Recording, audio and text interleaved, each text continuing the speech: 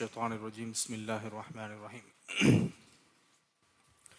الحمد لله رب العالمين والصلاة والسلام على رسول الله وعلى آله وصحبه أجمعين. அளவற்ற அருளாளனும் நிகரற்ற அன்புடையவனுமாகிய எல்லாம் வல்ல அல்லாஹுவின் திருப்பெயரால் ஆரம்பம் செய்கின்றேன். அல்லாஹுடைய சாந்தியும் சமாதானமும் பெரும் கிருபையும் கருணையும் நம் அனைவர் மீதும் என்றென்றும் நின்று நிலவட்டுமாக. ஆமீன். அருமையான வேளையிலே நாம் சிறப்பான முறையில் தராவிகை தொழுதுவிட்டு அல்லாஹுடைய பள்ளியிலே அவனுடைய செய்திகளை குறித்து கேட்பதற்கும் அதை அமல் செய்யக்கூடிய எண்ணத்திலும் நாம் அமைந்திருக்கின்றோம். அல்லாஹ் தஆலா நம்முடைய எல்லா விதமான இஹ்லாஸான எண்ணங்களையும் கபூல் செய்து நம்முடைய அமல்களை எல்லாம் அவனுடைய உயர்வான அந்த சொர்க்கத்திற்கு சொந்தமான அமல்களாக ஆக்கி நமக்கு பேரருள் புரிவானாக. ஆமீன் ஆமீன் யா ரப்பல் ஆலமீன். அருமையான அல்லாஹுவின் நல்லடியார்களே, சகோதரர்களே, அல்லாஹு தஆலா இன்று ஓதிய சூறாக்களிலே சூரத்துல் ஹுஜராத்திலே நாம் ஆரம்பித்தோம். அந்த சூறாவினுடைய தொடரிலே ஆரம்பமாக அல்லாஹு தஆலா நற்பண்புகளை குறித்து அல்லாஹ் வரிசையாக சொல்லி கொண்டு வருகின்றான். கெட்ட மனிதர்கள் யாராவது உங்களிடத்தில் வந்து ஒரு செய்தியை சொன்னால் அதை நீங்கள் அலசி ஆராயுங்கள், உடனே நம்பாதீர்கள் என்ற செய்தி சொல்கிறான். அப்படி அல்லாஹ் சொல்லும் பொழுது சகோதரத்துவத்தை குறித்து அல்லாஹ் சொல்கின்றான். முஃமின்களாகிய நீங்கள் ஒருவரைக்கொருவர் இன்னமல் முஃமினூன இஹ்வா, சகோதரர்கள், அந்த சகோதரத்துவத்தை நீங்கள் பேண வேண்டும். ஃபாஸ்லிஹு பைனஹுமா, யாராவது சண்டையிடக்கூடிய சூழல் இருந்தால், பகைமை உணர்வு கொண்டிருந்தால் அவர்களுக்கு மத்தியில் நீங்கள் நல்லதை சொல்லி அவர்களை சேர்த்து வையுங்கள். இப்படி இதை சொல்லுகிறான். அதற்கு பிறகு அல்லாஹ் அப்படியே முஃமின்களே, நீங்கள் யாரையும் கேலி கிண்டல் செய்யாதீர்கள். லா யஸ்ஹர் கௌமும் மின் கௌமின் அஸா, ஒரு கூட்டம் இன்னொரு கூட்டத்தை கேலி கிண்டல் செய்ய வேண்டாம். பெண்களை குறித்தும் அல்லாஹ் சொல்கின்றான். பட்டப்பெயர்களை வைத்து, மனது புண்படியும்படியான பட்டப்பெயர்களை வைத்து நீங்கள் ஒருவரை ஒரு அழைக்காதீர்கள் அப்படின்னு சொல்லிட்டு அடுத்தது அல்லாஹ் தஆலா கெட்ட எண்ணங்களிலிருந்து விலகி இருங்கள் என்று சொல்கிறான். இஜ்தனிபு கஸீரம் மினல்-ظن யா அய்யுஹல்லதீன ஆமனு இஜ்தனிபு கஸீரம் மினல்-ظن இன்ன பஅத-ظن இஸ்முன். சில எண்ணங்கள் நீங்கள் ஒருவரை பார்த்து சந்தேக கண்ணோடு, எண்ணத்தோடு, கெட்ட எண்ணத்தோடு ஒருவரை அவனை பார்க்காதீர்கள். ஏனென்றால் எண்ணங்களிலே சில எண்ணங்கள் மிகவும் பாவத்திற்குரியது என்று அல்லாஹ் சொல்கின்றான். அடுத்து அல்லாஹ் சொல்கின்றான், வலா தஜஸ்ஸசு, அடுத்தவர்களுடைய விஷயங்களிலே மூக்கை நுழைக்காதீர்கள். அடுத்தவர்களை, உங்களுடைய சகோதரர்களை, இவர் என்ன பண்றாரு, அவர் என்ன செய்யறாரு, அவர் எப்படி இருக்கிறாரு, இதை அப்படியே நின்று துருவி துருவி நீங்கள் ஆராயாதீர்கள். அடுத்தவருடைய வாழ்க்கையை நீங்க பார்க்க தேவையில்லை, உங்களுடைய வாழ்க்கையை நீங்க பாருங்க. ஒலா தஜஸ்ஸசு ஒலா யக்தப் பாதுக்கும் பாதா. அடுத்து அதான், நீங்க ஒருவருக்கு ஒருவர் நீங்கள் பேக் பைட்டிங் என்று சொல்லக்கூடிய புறம் பேசாதீர்கள் இப்படின்னு அல்லாஹ் தஆலா சொல்லிட்டு வரான். இப்போ நம்ம ஒலா தஜஸ்ஸசு அப்படிங்கிற ஒரே ஒரு பாயிண்ட் எடுத்து நம்ம பேசுவோம். அடுத்தவர்களுடைய பிரைவசி, அடுத்தவருடைய வாழ்க்கையிலே தேவையில்லாமல் மூக்கை நுழைத்து அதிலே கருத்து சொல்லுவது, சம்பந்தம் இல்லாத விஷயங்களிலே மூக்கை நுழைத்து அதை குழப்பத்தை ஏற்படுத்துவது போன்ற காரியங்களை அல்லாஹ் செய்யாதீர்கள் என்று சொல்லுகிறான். வலா தஜஸ்ஸசு, துருவி துருவி ஆராயாதீர்கள். அடுத்தவருடைய குறைகளை தேடி தேடி அவர்களை குறைகளை தேடி ஆராயாதீர்கள், அலையாதீர்கள். நம்மளுடைய வாழ்க்கையை பார்ப்பதற்கே நமக்கு நேரம் இருக்காது. நம்மளுடைய நிலை என்ன என்பதை நாளை மறுமையில் அறிவதற்கே நமக்கு, அதற்குரிய தயாரிப்புகளை செய்வதற்கே நமக்கு இந்த உலகத்தில் நேரம் கிடையாது. அடுத்தவர்களுடைய வாழ்க்கையை குறித்து அவசியமின்றி தேவையில்லாத கருத்துக்களை நாம் ஏன் சொல்ல வேண்டும்? குறையில்லாத மனிதர் இந்த உலகத்தில் யாராவது இருக்கிறார்களா? இந்த உலகத்தில் படைக்கப்பட்ட அத்துணை பேர்களும் குறைகளோடு தான் படைக்கப்பட்டிருக்கிறார். ஏதாவது ஒரு குறை, மைனஸ் ஏதாவது ஒன்று இருக்கும் ஒவ்வொருத்தருக்கும். ஒருத்தர் சில விஷயங்களை நல்ல முன்னுதாரணமாக ரொம்ப டேலண்டடா இருப்பாங்க. சில விஷயங்கள்ல சில குறைகள் அவர்கிட்ட இருக்கத்தான் செய்யும். கணவன் மனைவிக்கு இடையிலேயே மனைவியை குறித்து பெருமானார் ஸல்லல்லாஹு அலைஹி வஸல்லம் சொல்லும் பொழுது எல்லா மனைவிமார்களும் பெர்ஃபெக்டா இருப்பாங்கன்னு நீங்க நினைச்சிடாதீங்க. மனைவிமார்களில் அவர்களுடைய குறைகளை நீங்கள் மாற்றி திருத்த நினைத்து அவர்களை நீங்கள் ரொம்ப முறித்தீர்கள் என்று சொன்னால் அவர்கள் முறிந்து போய் விடுவார்கள்.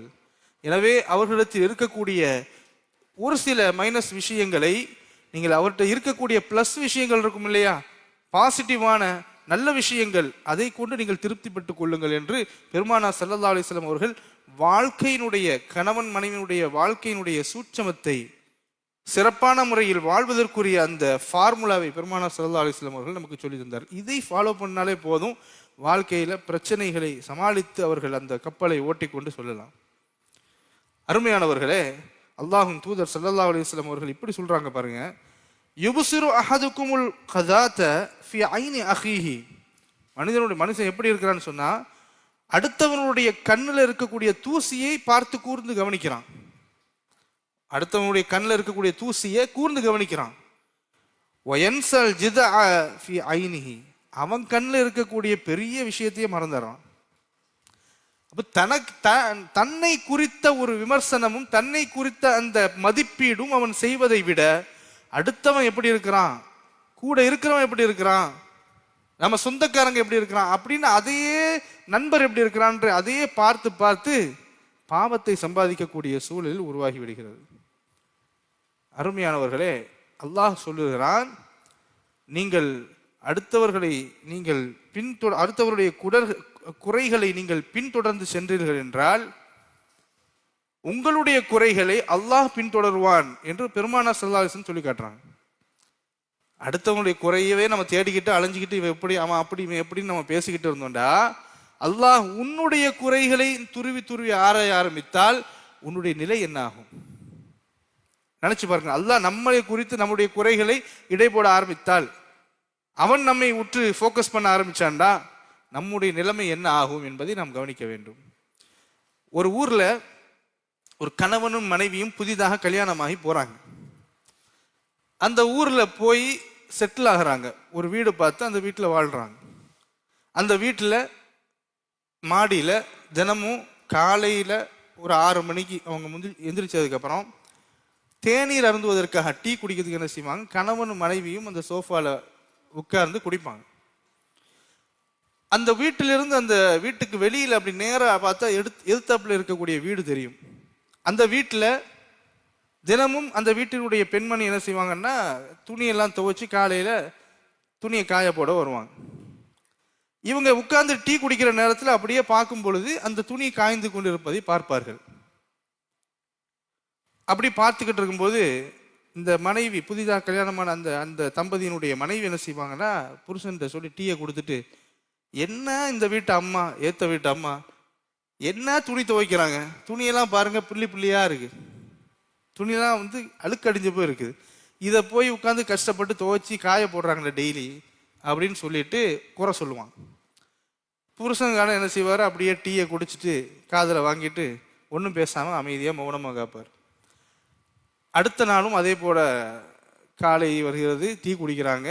அந்த அம்மாவுடைய துணியை குறித்து இவர் விமர்சனம் செய்து குறை சொல்லுகிறாள் இந்த பெண். புருஷன் அமைதியாக வாயை மூடிட்டு இருக்கிறாரு. இப்படியாக தினசரி தொடர்ந்து நடைபெறுகிறது. ஒவ்வொரு நாளும் அந்த துணிகளை குறித்து விமர்சனம் செய்வதும் அந்த வீட்டு அம்மாவை பற்றி குறை சொல்றதும் இப்படியே இந்த மனைவி செய்து கொண்டிருக்கிறாள். ஒரு நாள் காலையில் திடீர்னு அந்த அம்மா, அந்த மனைவி தேநீரை கொண்டு வந்து புருஷனுக்கு கொடுத்துட்டு, ஏங்க ஏங்க இன்னைக்கு ஒரு நல்ல ஒரு மாற்றம் நடந்திருக்கு தெரியுமா, என்ன, நம்ம ஏத்த வீட்டில் தினமும் துணி காய போடுவாங்கல்ல அந்த அம்மா, இன்னைக்கு துணி நல்லபடியா இன்னைக்கு இத்தனை வாழை ஆயிடுச்சு, இன்னைக்கு தான் நல்லா துவைச்சி போட்டிருக்கு பாருங்க, துணியில எந்த கரையும் இல்லை, எந்த புள்ளியும் இல்லை, இத்தனை நாளை என்னத்தை துவைச்சிது அது, இப்போதான் பாருங்க அப்படின்னு சொல்லுது. உடனே அவர் சொன்னாராம், இல்லைம்மா ரொம்ப நாள் ஆயிடுச்சுன்னு சொல்லி காலையிலே நேரத்தோடையே நான் எந்திரிச்சு நம்ம வீட்டு ஜன்னல் கதவு கண்ணாடியெல்லாம் தொடச்சிட்டேன், சோப்பு போட்டு தொடச்சேன் அப்படின்னா. அப்போ இவ்வளோ நாள் அந்த அழுக்கு எங்கே இருந்துச்சுன்னா இவ வீட்டில் தான் இருந்திருக்கு, அந்த துணியில இல்லை. புரிந்து கொள்ள வேண்டும், சில நேரங்களிலே, பல நேரங்களிலே நாம் குறை, அடுத்தவர்கள் மீது இருக்கக்கூடிய குறை என்று நினைத்து கொண்டிருப்பது அது நம்மிடத்திலேயே இருக்கக்கூடியதாக கூட இருக்கலாம், நம்முடைய பார்வையினுடைய கோளாறாக கூட இருக்கலாம். அப்ப நம்மை நாம் சுய மதிப்பீடு செய்வதை விட்டுவிட்டு அடுத்தவங்க வீட்டில் இப்படி இருக்குது, அடுத்தவங்க மடியில இந்த மாதிரி இருக்குது அப்படின்னு சொல்லி நம்ம அடுத்தவர்களையே நினைத்து சிந்திச்சு கொண்டிருந்தோம் என்று சொன்னால் நம்முடைய வாழ்க்கை வீணாகிவிடும். இதுவே ஒரு நோயாக, மனநோயாக மாறி நம்மையே அது பாவத்தின் பக்கம் தள்ளி நம்முடைய அமல்களை எல்லாம் அழித்துவிடும். எனவேதான் அல்லாஹ்வின் தூதர் ஸல்லல்லாஹு அலைஹி வஸல்லம் அவர்கள் அருமையான ஒரு துஆவை நமக்கு சொல்லி கொடுத்தாங்க.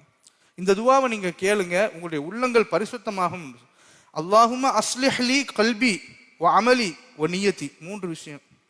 அல்லாஹும்ம அஸ்லிஹ் லி கல்பி அமலி வ நியதி. யா அல்லாஹ் நேராக்கு, பரிசுத்தப்படுத்து, சரியாக்கு. எதை? 3 விஷயத்தை. 1 கல்பு, என்னுடைய உள்ளத்தை, கல்வி. அமலி, என்னுடைய எண்ணத்தை சரி செய். வ நியதி, என்னுடைய நியத், என்னுடைய மற்றவங்க மேல வைக்கக்கூடிய நம்மளுடைய நியத் இஹ்லாஸ் ஆக்கிவை, நல்லதாக்கிவை. என்னுடைய உள்ளத்தை, என்னுடைய எண்ணத்தை, என்னுடைய செயலை, இந்த 3ஐயும் அல்லாஹ் நீ சரியாக்கி விடு என்று துஆ செய்தார்கள் அன்னலம் பெருமானார் முஹம்மது ஸல்லல்லாஹு அலைஹி வஸல்லம் அவர்கள். எனவே அடுத்தவர்களுடைய வாழ்க்கையை துருவி துருவி ஆராயாமல் நம்முடைய வாழ்க்கையில் என்ன நடக்கிறது என்பதை நாம் புரிந்து செயல்பட வேண்டும். அடுத்தவர்களுடைய உலகத்திலேயே மிகவும் எளிமையான இலகுவான ஒரு விஷயம் என்னவென்றால் அடுத்தவன் குறைய பார்க்கிறது, கண்டுபிடிக்கிறது. நிஜம்தானே? அடுத்தவன் இப்படி பண்றான் அப்படி பண்றான்னு கண்டுபிடிக்கிறது ரொம்ப ஈஸி. ஆனா உலகத்திலேயே மிகவும் மிகவும் கடினமான ஒரு விஷயம் என்னவென்றால் நம்முடைய குறைகளை பார்ப்பது. ஆக நம்முடைய குறைகளை நாம் சுயமதிப்படி செய்வோம். அதை எப்படி நாம் களைந்து அல்லாஹ்வுடைய நல்லடியார்கள் ஆகணும் அப்படின்றத முயற்சி செஞ்சு நம்ம முன்னுக்கு வருவோம். அடுத்தவர்கள் குறைகளை பற்றி அப்படி விட்டுட்டு போயிடுவோம். ஏன்னா மின் ஹுஸ்னி இஸ்லாமில் மர்இ தர்க்குஹு மாலா யானிஹின்னு பெருமானார் சொன்னார்கள். ஒரு முஃமினுடைய அழகிய பண்பு என்னவென்றால் தேவையில்லாத விஷயத்தை விட்டுட்டு போயிட்டே இருப்பான். நம்ம வாழ்க்கைக்கு என்ன தேவையோ அதை மட்டுமே ஃபோக்கஸ் பண்ணுவோம். அடுத்தவன் என்ன இருக்கிறான்னு அதை துருவி துருவி ஆராய மாட்டான், தேட மாட்டான். ஆக இந்த பண்பு ஒரு முஃமினுடைய அழகிய பண்பு என்று பெருமானார் சொன்னார்கள். அந்த பண்பை மேற்கொள்ளக்கூடிய நல்லடியார்களாக நம் அனைவரையும் அல்லாஹ் ஆக்கி அருள் புரிவானாக. வ ஆகிர் தாவானா அல்ஹம்துலில்லாஹ்.